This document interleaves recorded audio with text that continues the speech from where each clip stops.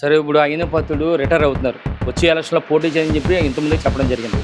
అయితే ఇప్పుడు ఈ టైంలో ఆళ్ళ కొడుకుని ప్రమోట్ చేయాలి. కొడుకుని ప్రమోట్ చేయాలంటే ఏదో ఒకటి సృష్టించాలని చెప్పి ఒక సృష్టి క్షేత్రం అని చెప్పి ఒకటి క్రియేట్ చేశాడు. ఇటీవల నర్సీపట్నంలోని మాజీ ఎమ్మెల్యే పెట్ల ఉమాశంకర్పై దాడి జరిగింది. అయితే ఈ దాడికి కారణం ఏంటి?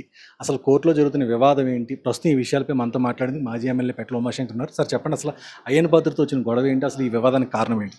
సరే ఇప్పుడు అయిన పత్రుడు రిటైర్ అవుతున్నారు. వచ్చే ఎలక్షన్‌లో పోటీ చేయని చెప్పి ఇంతకుముందే చెప్పడం జరిగింది. అయితే ఇప్పుడు ఈ టైంలో ఆళ్ళ కొడుకుని ప్రమోట్ చేయాలి. కొడుకుని ప్రమోట్ చేయాలంటే ఏదో ఒకటి సృష్టించాలని చెప్పి ఒక సృష్టి క్షేత్రం అని చెప్పి ఒకటి క్రియేట్ చేశాడు. అదేంటిది? ప్రభుత్వం సంబంధించిన చెరువుల్లో 108 అడుగుల విగ్రహాలు పెట్టాలని చెప్పి ఒక ఆలోచనతో పెట్టాడు. నేను ఒకటే అడుగుతున్నా, ఆ రోజు పెట్టే ముందు భూమి పూజ చేసే ముందు అక్కడ ఉన్న రైతాంగంతో మాట్లాడాలి. రైతుల దగ్గర అభిప్రాయం తెలుసుకొని వాళ్ళందరినీ ఒప్పించి చేయాలి. కానీ వన్ సైడ్‌గా నువ్వు 108 అడుగులు తీసేసుకొని నువ్వు చెరువుని తీసేసుకొని చెరువుని కబ్జా చేస్తూ మరి ఎవరో జీఎంఆర్ సంస్థలు స్పాన్సర్ చేస్తారు కదా అని చెప్పి నేనేమంటున్నామంటే 108 అడుగుల విగ్రహాలకు మేము వ్యతిరేకం కాదు, పెట్టండి. 108 కాకపోతే 180 అడుగులు పెట్టండి. పక్కనే 400 మీటర్లలో ఒక మాకు పుణ్యక్షేత్రం ఉంది, బలిఘట్టం పుణ్యక్షేత్రం. ఆ పుణ్యక్షేత్రంలో పెట్టండి. అక్కడ బ్రహ్మాండమైన ఆలయాలు ఉన్నాయి, ఎన్నో ఆలయాలు ఉన్నాయి. మరి బ్రహ్మలింగేశ్వర స్వామి కొన్ని వందల సంవత్సరాలకు సంబంధించిన ఆలయం అక్కడ ఉంది. అక్కడే లక్ష్మీదేవి ఆలయం ఉంది. పక్కనే పాకలపాడుకు సంబంధించిన ఆశ్రమం ఉంది. పక్కనే అన్నవరం సంబంధించిన దేవస్థానాలు ఉన్నాయి. పక్కనే శనీశ్వర ఆలయం ఉంది. అంటే వరాహ నది ఉంది. మా ప్రాంతంలో ఉన్న వేలాది మంది అందరూ కూడా ఆ వరాహ నదిలో మునిగి అక్కడ పూజలు చేసే కార్యక్రమం. అంత పుణ్యక్షేత్రం ఎక్కడంటే 400 మీటర్లు ఉంది. అక్కడ పెట్టాలని మేము అంటున్నాం.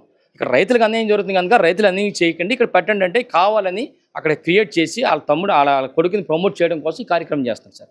ఇప్పటికీ దీని మీద కోర్టుకి వెళ్ళి అన్నారు కదా, మరి కోర్టులో స్టే ఉండడానికి ఎందుకు ఇలా జరిగిందంట? సార్ ఇది ఎంత అంటే మాకు ఆశ్చర్యం ఏంటంటే ఎంత దారుణం అంటే సార్, ఎవరికన్నా మాకు అన్యాయం జరిగింది, న్యాయం కోసం మేము కోర్టుకు వెళ్తాం.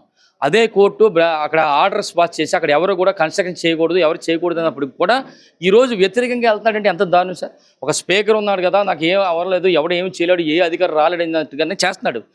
నిజంగా ఆయన ఏదైతే అనుకున్నాడో అక్కడ కలెక్టర్ గారు పట్టించుకోలేదు, ఎస్పీ గారు పట్టించుకోలేదు, ఎవరు పట్టించుకోలేదు. అంటే ఇప్పుడు అక్కడ చీఫ్ జస్టిస్ గారు ఇచ్చిన ఆర్డర్, అంటే ఆ ఆర్డర్ కూడా వాళ్ళు పట్టించుకోకపోతే ఇంక మేము ఎవరికి చెప్పుకోవాలి సార్?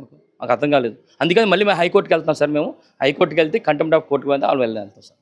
అయ్యన్న పాత్రుడు చేసిన పనులపై ఇప్పుడు రానున్న రోజుల్లో మళ్ళీ ఇంకోసారి హైకోర్టుకి వెళ్తామని చెప్పి ఉమాశంకర్ గారు చెప్పడం జరుగుతుంది. అలాగే వైసీపీ దగ్గర నుంచి పోరాటం కూడా కొనసాగుతుందని చెప్పడం జరుగుతుంది.